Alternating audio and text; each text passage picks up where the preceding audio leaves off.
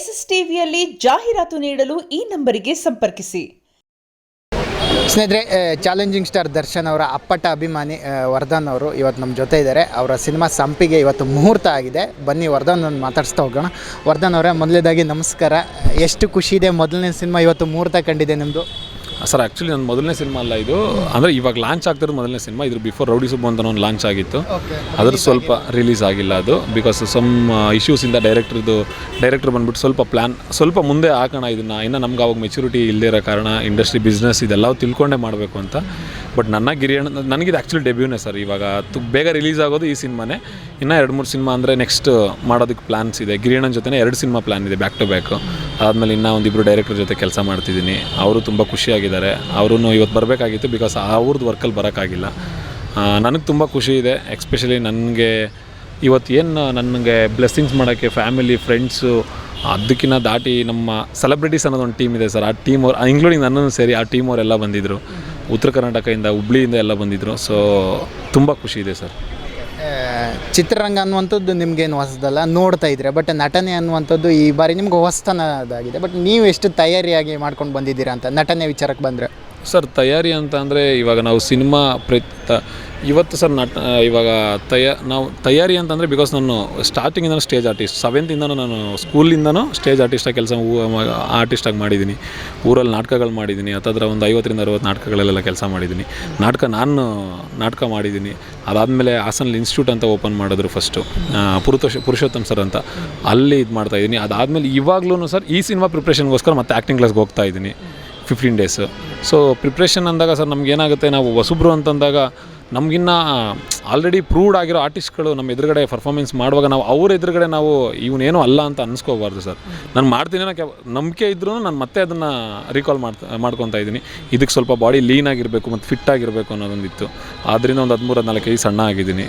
So ಈ ಥರ preparations ನಡೀತಾ ಇದೆ ಸರ್. ಅಂದರೆ ನೀವು ದರ್ಶನ್ ಸರ್ ಜೊತೆಲಿದ್ದಂಥ ಪ್ರತಿಯೊಂದು ವಿಷಯಕ್ಕೂ ನಿಮ್ಮನ್ನು ಸಪೋರ್ಟ್ ಮಾಡ್ತಾಯಿದ್ರು ಅವರು. ಬಟ್ ಇವತ್ತಿನ ಸಂದರ್ಭದಲ್ಲಿ ಅವರೇನಾದರೂ ಇದ್ದಿದ್ದರೆ ಇಲ್ಲಿಗೆ ನಿಮ್ಗೆ ಯಾವ ರೀತಿ ಇನ್ನೂ ಜಾಸ್ತಿ ಸಪೋರ್ಟ್ ಸಿಗ್ತಾ ಇತ್ತು ಅನ್ನುವಂಥದ್ದು ವಿಚಾರ ಹೇಳೋದಾದ್ರೆ? ಮನಸ್ಸಲ್ಲಿದ್ದಾರೆ, ನನ್ನ ಎದೆ ಮೇಲೆ ಇದ್ದಾರೆ, ನನ್ನ ಎದೆ ಒಳಗಡೆ ಇದ್ದಾರೆ. ನೆನ್ನೆ ದಿನಕರಣ ಕರೆದು ವಿಶ್ ಮಾಡಿದ್ದಾರೆ. ಬೆಳಗ್ಗೆನೂ ಮನೆ ಹತ್ರ ಹೋಗಿ ಫಸ್ಟು ಮನೆ ಹತ್ರ ಪೂಜೆ ಮುಗಿಸ್ಕೊಂಡು ಇಲ್ಲಿ ಬಂದಿದ್ದು ನಾನು. ಸೊ ಈ ಥರದ್ದೆಲ್ಲ ಇದ್ದಾಗ ನನಗೆ ಅವ್ರ ಜೊತೇಲಿ ಇಲ್ಲ ಅನ್ನೋದಕ್ಕಿಂತ ಅವ್ರ ಆಶೀರ್ವಾದ, ಅವ್ರ ಬ್ಲೆಸ್ಸಿಂಗ್ಸ್ ಯಾವಾಗಲೂ ಇರುತ್ತೆ. ನೋಡಿ, ನಮ್ಮ ಸಿನಿಮಾ ಪೋಸ್ಟ್ರಲ್ಲೂ ಇದ್ದಾರೆ. 100% ನಮ್ಮ ಸಿನಿಮಾ ರಿಲೀಸ್ ಆಗೋಷ್ಟರಲ್ಲಿ ಬಾಸ್ ಆಚೆಗೆ ಬಂದೇ ಬರ್ತಾರೆ. ನಮ್ಮ ಸಿನಿಮಾ ಈವೆಂಟ್ಗೆ ಅಥವಾ ನನ್ನ ಸಿನಿಮಾ ನೋಡ್ತಾರೆ, ನನಗೆ ವಿಶ್ ಮಾಡ್ತಾರೆ ಸರ್, ಅದು ಡೌಟೇ ಇಲ್ಲ. ಈ ಹಿಂದೆ ಎಲ್ಲಿ ನೀವು ಭೇಟಿ ಆದಾಗ ಮುಂಚೆನೇ ಏನಾದರೂ ಸಿನಿಮಾ ಮಾಡೋ ವಿಚಾರ, ಮಾಡ್ತೀನಿ ಅನ್ನುವಂಥ ವಿಚಾರ ಅದೆಲ್ಲ ಮಾತಾಡಿದಾಗ ಅವ್ರು ಏನು ಹೇಳಿದರು ಅನ್ನುವಂಥದ್ದು 100% ಗೊತ್ತು ಸರ್. ನನ್ನನ್ನು ಫಸ್ಟ್ ಟೈಮ್ ಒಬ್ಬರು ಸೂಪರ್ ಸ್ಟಾರ್ ಹೀರೋ ಅಂತ ಮಾತಾಡ್ಸಿದ್ರು ಅಂದರೆ ಅವ್ರು ದರ್ಶನ್ ಸರ್. ನನ್ನ ಅಕ್ಕಪಕ್ಕ ಇರೋ ಫ್ರೆಂಡ್ಸ್ಗಳು ಸಮೇತ ಹೀರೋ ಅಂತ ಮಾತಾಡ್ಸಿರಲ್ಲ. ಮಾಡ್ತಿದ್ಯಾ ಮಗ, ಓಕೆ ಇಷ್ಟೇ. ಬಟ್ ನಾನು ಸಿನಿಮಾ ಮಾಡ್ತಿದ್ದೀನಿ ಅಂದಾಗ ಹಾಯ್ ಹೀರೋ ಅಂತ ನಾನು ಬರ್ಡೇಲಿ ಸ್ವೀಟ್ ತಿನ್ನಿಸಿ ಹೀರೋ ಅಂತ ಮಾತಾಡ್ಸಿದಂಥ ಫಸ್ಟು ಸೂಪರ್ ಸ್ಟಾರ್, ಫಸ್ಟು ದೇವರು ನಮ್ಮ ದರ್ಶನ್ ಸರ್. Okay sir. ಅಂದರೆ ಈಗ ಅಭಿಮಾನಿ ವಿಚಾರಕ್ಕೆ ಬಂದಾಗ ಅವ್ರ ಪರವಾಗಿ ಮಾತಾಡಿದಾಗ ಒಂದಿಷ್ಟು ಒಂದಿಷ್ಟು ಪರ ವಿರೋಧಗಳು ಒಂದಿಷ್ಟು ಬಂದೇ ಬರ್ತವೆ. ಲಾಸ್ಟ್ ಟೈಮ್ ನೀವು ಒಂದು ಬೈಟ್ಸ್ ಕೊಟ್ಟಾಗ ಕೂಡ ಅದು ಒಂದಿಷ್ಟು ಸಾಕಷ್ಟು ಚರ್ಚೆ ಆಗಿತ್ತು.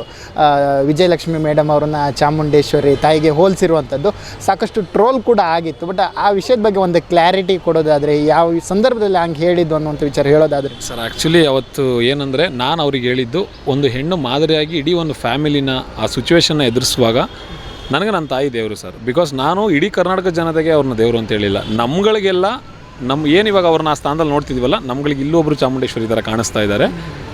ಆ ಸ್ಥಾನ ತುಂಬಿದೆ. ಇವಾಗ ಚಾಮುಂಡೇಶ್ವರಿ ಅಂದರೆ ಏನು ಸರ್, ಅವ್ರನ್ನ ನಂಬಿರೋರನ್ನ ಕಾಪಾಡ್ತಾರೆ. ಕಷ್ಟನೋ ಸುಖನೋ ದೇವ್ರ ಹತ್ರ ಹೋಗಿ ನಾವೇನು ಕೇಳ್ಕೊತೀವಿ, ಕಷ್ಟನ ಸರಿ ಮಾಡು ಅಂತಲೇ ಕೇಳ್ಕೊಳ್ಳೋದು. ಇಲ್ಲ ಒಳ್ಳೇದಾಗಿದ್ರೆ ಇನ್ನೂ ಒಳ್ಳೇದು ಮಾಡು ಅಂತ ಕೇಳ್ಕೊತೀವಿ. ಅವ್ರನ್ನ ದೇವರು ಅಂತೀವಿ. ಇವಾಗ ಅಮ್ಮ ಹತ್ರನೂ ಅದನ್ನೇ ಕೇಳ್ತೀವಿ. ಸೊ ಆ ಥರದ ವಿಚಾರದಲ್ಲಿ ನಮಗೆ ಆ ಸ್ಥಾನದಲ್ಲಿ ಕಂಡ್ರು ಅವರು ಅಂತ ನಮಗೆ ಹೋಲ್ಸಿ ಹೇಳಿದ್ದೆ ಹೊರತು ನಾವು ಎಲ್ರಿಗೂ ಆ ಥರ ಅಂದ್ಕೊಳ್ಳಿ ಅಂತ ಹೇಳಿಲ್ಲ.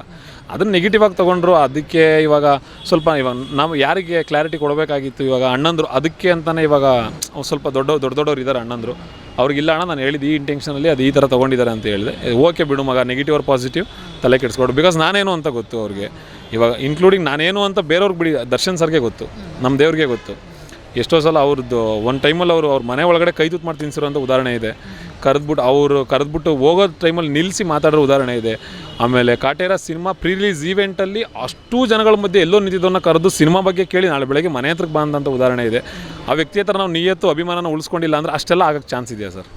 ಸೊ ಏನೋ ನಮ್ಮ ಪಾಡಿಗೆ ನಾವಿದ್ರೂ ಕೂಡ ಕೆಲವೊಂದು ಊಹಾಪೋಹಗಳು ಸೃಷ್ಟಿ ಆಗ್ತಾನೆ ಇದೆ. ಇತ್ತೀಚಿನ ದಿನ ವಿಚಾರಕ್ಕೆ ಬಂದರೆ ನಟ ಧನ್ವೀರ್ ಅವರು ಕೂಡ ದರ್ಶನ್ ಅವ್ರು ಏನೋ ಮನಸ್ತಾಪ ಉಂಟಾಗಿದೆ, ಏನೋ ಮಾತಾಡ್ತಿಲ್ಲ ಅನ್ನೋಂಥದ್ದು ಕೂಡ ಸಾಕಷ್ಟು ವಿಚಾರ ಓಡಾಡ್ದಿತ್ತು ಸೋಷಿಯಲ್ ಮೀಡ್ಯಾದಲ್ಲಿ. ಬಟ್ ಈ ವಿಚಾರಗಳ ಬಗ್ಗೆ ಪದೇ ಪದೇ ಈ ಥರ ಸೃಷ್ಟಿ ಆಗ್ತಿರೋದಾಗೆ ಅಭಿಮಾನಿಯಾಗಿ ನೀವು ಏನು ಹೇಳ್ತೀರಾ ಅಂತ ಸರ್? ಇವಾಗ ನಮ್ಮ ಬಾಸು 50 ಸಿನಿಮಾ ಮಾಡಿ ಸೂಪರ್ ಸ್ಟಾರ್ ಆಗಿದ್ದಾರೆ. ಧನ್ವೀರಣ್ಣ ಇವಾಗ 5 ಸಿನಿಮಾ ಮಾಡಿ ಸ್ಟಾರ್ ಆಗಿದ್ದಾರೆ. ನಾವು ನಮ್ಮ ಬಾಸ್ನ ದೇವ್ರ ಥರ ನೋಡ್ತೀವಿ, ಅವ್ರ ಮೇಲೆ ಪ್ರೀತಿ ಅಭಿಮಾನ ಇದೆ, ಒಬ್ಬರು ಅಣ್ಣನ ಥರ ನೋಡ್ತೀವಿ.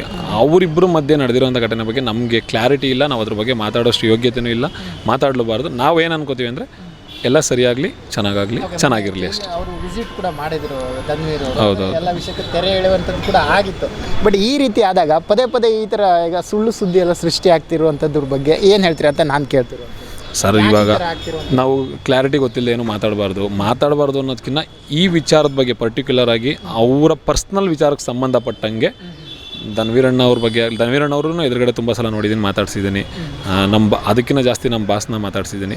ನಾವು ಒಂದು ಹೇಳೋಕ್ಕೆ ಇಷ್ಟಪಡ್ತೀವಿ ಸರ್, ನಮ್ಮ ಬಾಸು ರೋಡಲ್ಲಿ ಹೋಗೋರನ್ನ ಇಷ್ಟಪಟ್ಟರು, ಅವ್ರನ್ನ ಇಷ್ಟಪಡ್ತೀವಿ. ಬೇಡ ಅಂತ ದೂರ ಇಡ್ತೀವಿ ಅಷ್ಟೇ ಸರ್. ಓಕೆ, ಈಗ ಸಂಪಿಗೆ ವಿಚಾರಕ್ಕೆ ಬಂದರೆ ಏನು ಕಾನ್ಸೆಪ್ಟ್ ಹಿಡ್ಕೊಂಡು ಬರ್ತಾ ಇದ್ದೀರಾ, ಏನು ಸಂದೇಶ ಕೊಡೋಕೆ ಹೊಟ್ಟಿದ್ದೀರಾ ಅಂತ ಈ ಚಿತ್ರದ ಮೂಲಕ ನೀವೆಲ್ಲ ಚಿತ್ರತಂಡ? ಸರ್, ಸಂಪಿಗೆ ಅಂತ ಬಂದರೆ ಒಂದು ಫ್ಲವರ್, ಆ ಹೂವು, ಹೆಣ್ಣನ್ನು ಒಂದು ಹೂವಿಗೆ ಹೋಲಿಸಿದ್ದೀವಿ. ಆ ಒಂದು ಹೂವು ಅಂದರೆ ಒಂದು ದೇವರಿಗೆ ಮುಡಿಪಾಗಿರುತ್ತೆ ಅದು. ಸೊ ಅದನ್ನು ಬೇರೆಯವ್ರು ಅನುಭವಿಸ್ಬೇಕು, ಮುಟ್ಟಬೇಕು ಅಂದ್ಕೊಂಡಾಗ ವಿಷ್ಣು ಅವತಾರ ಹೆಂಗಾಗುತ್ತೆ. ಬಿಕಾಸ್ ಒಂದು ಹೆಣ್ಣನ್ನು ಎಷ್ಟು ಜೋಪಾನವಾಗಿ ಕಾಪಾಡ್ಕೋಬೇಕು, ಮುಟ್ಟಕ್ಕೆ ಹೋದಾಗ ಏನಾಗುತ್ತೆ ಅನ್ನೋದು ಸಾರಾಂಶ ಸರ್. ಹೆಣ್ಣು ಅಂದರೆ ಒಂದು ಕರೆಕ್ಟಾಗಿ ಹೇಳಬೇಕು ಅಂದರೆ ಹೆಣ್ಣಿನ ಮೇಲೆ ಕರುಣೆ ಇಲ್ಲ ಅಂದ್ರೆ ಪರವಾಗಿಲ್ಲ, ಕಾಮ ಇರಬಾರ್ದು. ಒಂದು ಲೈನಲ್ಲಿ ಹೇಳಬೇಕು ಅಂದ್ರೆ ಅಷ್ಟೇ ಸರ್. ಈಗ ಏನೋ ಒಂದು ಕನ್ಸಿಟ್ಕೊಂಡು ಸಿನಿಮಾ ಸ್ಟಾರ್ಟ್ ಮಾಡಿರ್ತೀರಿ. ಈಗ ನಿಮ್ಗೆ ಹಿಂದೆನೂ ಸಿನಿಮಾ ಸ್ಟಾರ್ಟ್ ಮಾಡಿದ್ರೆ ಅದು ಕೂಡ ಕಾರಣಾಂತರಗಳಿಂದ ನಿಂತೋಯ್ತು ಅಂತ ಹೇಳಿದ್ರಿ. ಬಟ್ ಇದು ಕೂಡ ಹಿಂಗೆ ಸ್ಟಾರ್ಟ್ ಮಾಡಿದ್ದೀರಾ.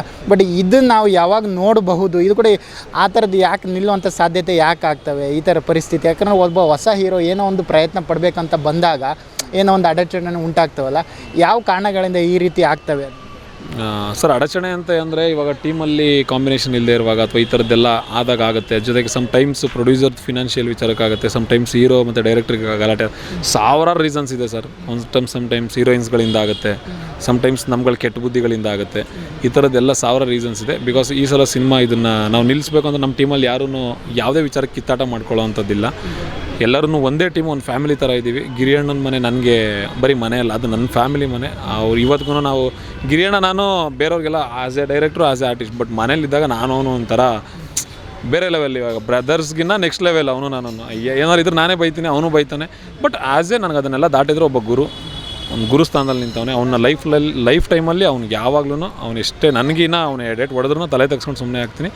ಅಂಥ ಒಬ್ಬ ಡೈರೆಕ್ಟರ್ ಜೊತೆ ಕೆಲಸ ಮಾಡೋಕ್ಕೆ ಅದೃಷ್ಟ ಮಾಡಿರ್ಬೇಕು ಸರ್. ಬಟ್ ನನಗೆ ಅದೃಷ್ಟ ಸಿಕ್ಕಿರೋದೇ ಖುಷಿ ಸರ್. ಇವತ್ತಿನ ಒಂದು ಶುಭ ಸಂದರ್ಭದಲ್ಲಿ ಸಾಕಷ್ಟು ಜನ ದರ್ಶನ್ ಸರ್ ಅವರ ಅಭಿಮಾನಿಗಳು ನಿಮಗೂ ಶುಭ ಹಾರೈಸಕ್ಕೆ ಬಂದಿದ್ದರು. ಆ ಮೂಮೆಂಟ್ನ ನೀವು ಯಾವ ಥರ ರಿಸೀವ್ ಮಾಡ್ಕೊಂಡ್ರಿ, ಏನು ಹೇಳ್ತೀರಾ ಆ ಮೂಮೆಂಟ್ಗೆ? ಸರ್, ಒಂದೇ ವರ್ಡಲ್ಲಿ ಹೇಳಬೇಕು ಅಂದರೆ ದರ್ಶನ್ ಸರ್ ನನಗೆ ಕೊಟ್ಟಿರುವಂಥ ಪ್ರೀತಿಯ ಭಿಕ್ಷೆ ಅಷ್ಟೇ. ಆಲ್ ದಿ ಬೆಸ್ಟ್ ಸರ್, ಒಳ್ಳೆಯದಾಗಲಿ. Thank you sir. SS TV cinema ಜಗತ್ತಿನ ಕ್ಷಣ ಕ್ಷಣದ ಸುದ್ದಿಯೊಂದಿಗೆ.